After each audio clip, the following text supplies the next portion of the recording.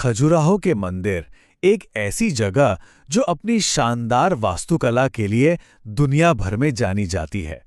आज हम इसी की कहानी में थोड़ा और गहराई से उतरेंगे। सोचिए, एक समय था जब यहाँ एक दो नहीं बल्कि पूरे 85 मंदिरों का एक विशाल परिसर हुआ करता था।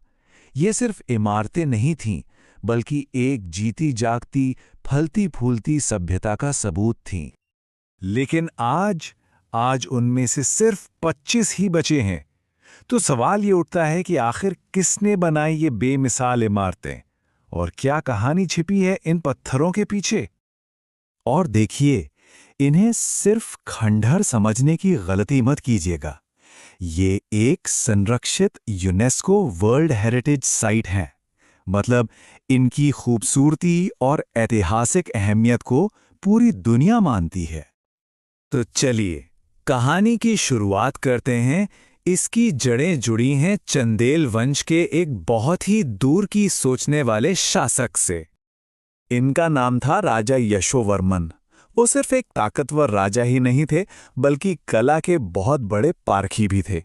असल में खजुराहो में मंदिर बनाने की जो महान परंपरा शुरू हुई, उसकी नींव इन्होंने ही रखी थी। अब उनके असर को ठीक से समझने के लिए जरा समय में पीछे चलते हैं।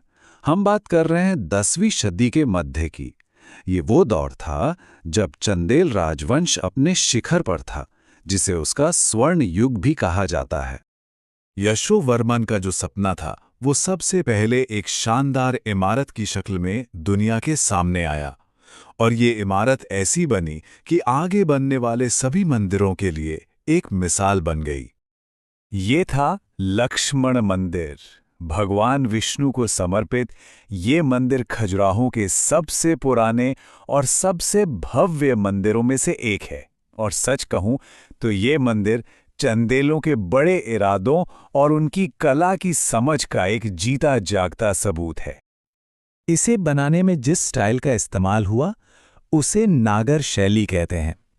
ये उत्तर भारतीय मंदिर वास्तुकला का एक खास स्टाइल है, जिसकी पहचान है इसके ऊंचे बी हाइव जैसे शिखर, जो ऐसे लगते हैं मानो आसमान को छूने की कोशिश कर रहे हों।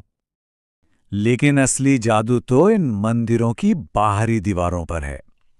यहां की गई बारीक नक्काशी को देखिए। इनमें सिर्फ देवी देवताओं और पौराणिक कथाएं ही नहीं हैं, बल्कि उस जमाने के आम लोगों की जिंदगी, उनके संगीत, नाच गाने और रीति रिवाजों की भी झलक मिलती है। ये तो पत्थर पर उकेरा गया एक पूरा इतिहास है। तो यशोवर्मन ने तो शुरुआत कर दी। अब देखते हैं कि उनके बाद क्या हुआ।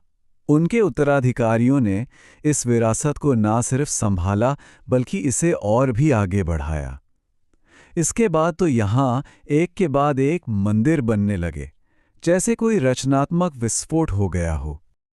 उनके बाद आने वाले राजाओं ने दर्जनों और मंदिर बनवाए, जैसे कंदरिया महादेव मंदिर, विश्वनाथ मंदिर। और हर मंदिर की अपनी एक अलग पहचान थी, अपना एक अलग समर्पण था। और यहाँ एक बहुत ही दिलचस्प बात देखने को मिलती है। ये सब सिर्फ हिंदू मंदिर ही नहीं थे। यहाँ जैन मंदिरों का भी एक बड़ा समूह है, जैसे पार्श्वनाथ और आदिनाथ मंदिर।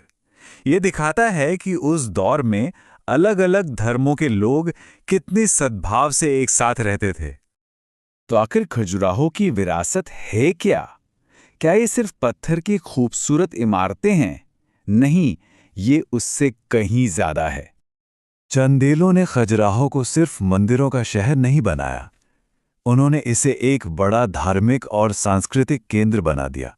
एक ऐसी जगह जो सदियों तक कला और संस्कृति का गढ़ बनी रही। सच तो ये है कि ये मंदिर एक आईने की तरह है।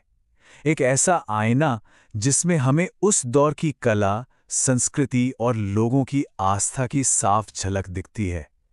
ये हमें उस सोफिस्टिकेटेड सिविलाइजेशन से सीधे जोड़ते हैं।